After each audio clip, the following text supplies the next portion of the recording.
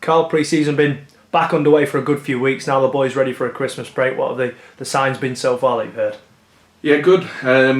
They've actually been training real hard. All the feedback I'm getting from Richard and the conditioning staff is they're all in real good shape. They've all come back in good shape. I've seen all the test results, and they're doing really well. So if they can take that training, fitness, and all that onto the field, it all bodes well for a good season. I know a lot of the focus in the off-season was to sort of big up strength and conditioning and the robustness of the players to try and avoid injuries that we maybe picked up last season. Is that the hope that we can go into that new year with as much of a fully fit squad as we can? Yeah, with the nucleus of the squad now, we've got 23. We're looking at 25. No dual reg. We'll look at the loans, so we need to make sure that our boys are durable.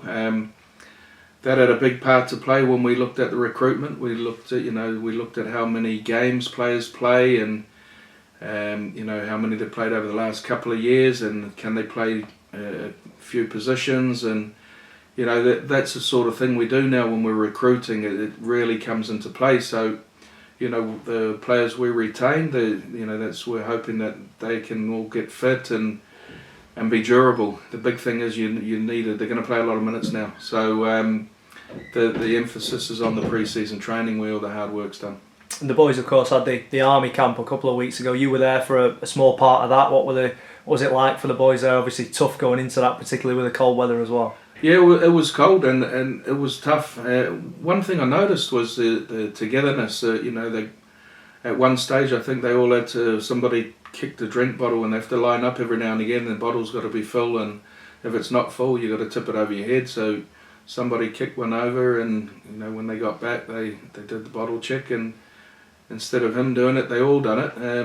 And no one moans. They're just getting on with it. There's no zappers at the club. All the boys seem to be getting on really well, and that was a big thing I noticed when I went down was, whatever they were asked to do, they just got on with it. You didn't have anyone moaning or moping about. They just cracked on, and that's the sort of culture and attitude we're trying to bring to the club.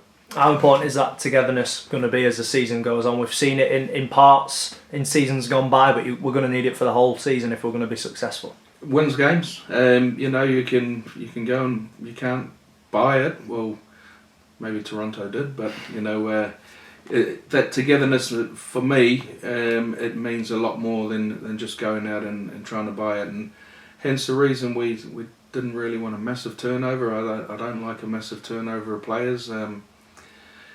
So we need to be all together, and it just when people are not moaning, and everyone just says let's get on with it, and good group. We've got a real good group. Don't get me wrong, they have a bit of banter together and they have a bit of a laugh together, but when it's time to work, they work. Of course, Rich has recruited well and retained well as well. What have you made to the new boys so far, in particular, obviously most recently, Graham Horn coming in, adding some real experience, and Aaron Ollett as well with his versatility? Yeah, listen, I have to applaud Richard for his recruitment and how he's gone about his business this year. I think our strength will be really good in the forward pack. If you look at the forwards we've got with, I'll name him. I might name him a couple of times, but you've got Peltier. You've mentioned Aaron Ollett, Russ Spears, Brandon Douglas, and then you've got Brad England, who is firing this year and ready to go. He's hopefully he's over his injuries. You've got Brad Foster. You've got the Scotland international and Wilkinson. And one thing, the other one with Ryan Dixon. Everyone was sort of raving about him there for a few games until he busted his shoulder, and he's back. And then is Watson Boas going to play in the backs, or is he going to play in the forwards? Who knows?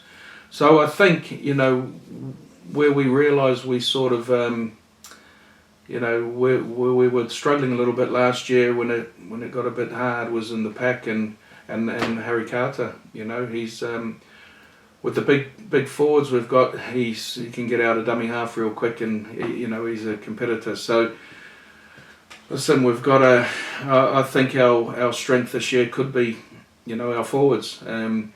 Certainly there's a hell of a lot of competition for places in that pack, and the boys all know that. Hence the reason they're probably all trying to get the upper hand in the training. Do you feel we've got a good mix in the pack? We've got obviously the younger forwards in terms of Dougie and Wilco who are still maybe working towards their prime years, whereas then you've got Ross Peltier who's probably in his prime now, and Graham Horn who's just got that experience head and he's been there, seen it and done it. Yeah, and Boyley's training real well. He's got the experience. He's the amount of Super League games he's played, the amount of Super League games Graham Horn's played.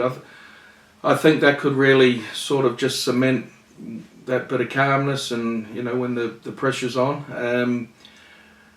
Listen, one thing I'm thinking here is when we went last year to Newcastle, and we seen what the halfbacks can do when the pack was going forward, but obviously we picked up 4 major injuries going back in the semi-final, and we just couldn't go forward. So if you can't go forward, you can't do much. It doesn't matter who you've got behind the pack. If they're not going forward and they're not dominating, it's tough. We know the league's going to be tough, but if you watch them in training, I think the forwards are really going to go at it, and I wouldn't like to be having to pick the team for the first few games, that's for sure. In terms of season tickets as well, Phase 4 comes into play from New Year's Day, so it's the last few days for people to get the season ticket at a cheaper price, and maybe as a last minute Christmas present as well. Yeah, and listen, at £95, it's probably the cheapest in the game if you have a look what other clubs are paying, and the quality squad we've put together. We're not going out there rising the season ticket prices, in reflection of the players we've signed, which probably you should do. When you're signing quality players like we have, you need to get some back or coming through the gates. So we're there's no exception on 1st of January. The price will increase. We're still. I'll sit here and tell everyone there's the 5-game package. If everyone's still a little bit concerned about the couple of games we have to play away, I'm in dialogue with the 2 clubs when the pitch is getting done. That's Coventry and Workington. We tried to change the fixtures, but due to them not having many home games early doors, it was a bit tough.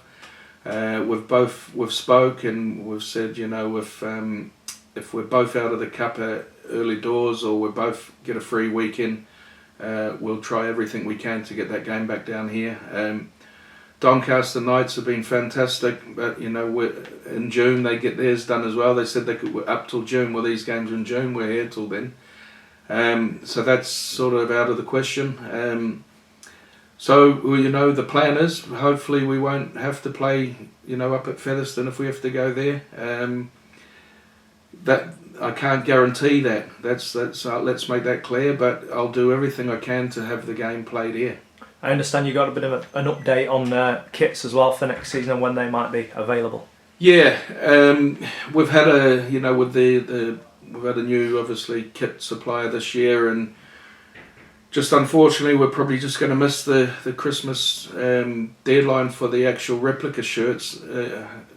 I'm off away, but they may turn up. But I'd probably say we won't have them just before Christmas, and may have them just after. But there is from today there is some off-field stuff in the shop that'll be available, hoodies and polos and stuff like that. So there will be some Don's merchandise in the shop. In terms of ambitions for 2020, and a lot of people have spoken about our recruitment and players that have come in. What do you feel that the ambition should be for next season?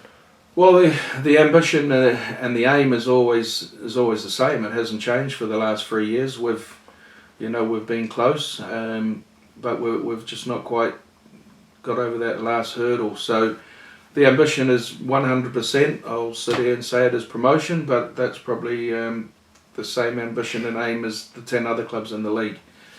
I'd like to think if we can keep healthy, keep a settled side on the field, we'd go very close. So, we all know we all want to go up. We always say it.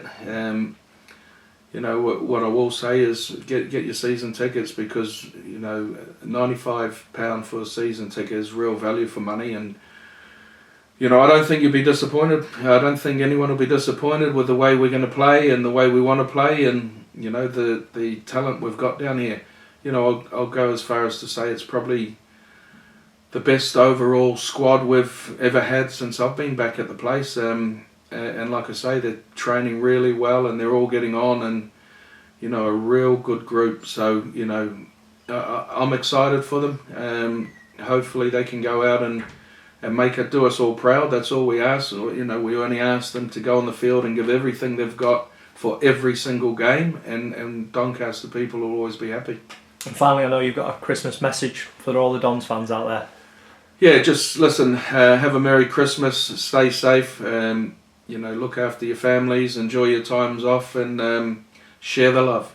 Merry Christmas.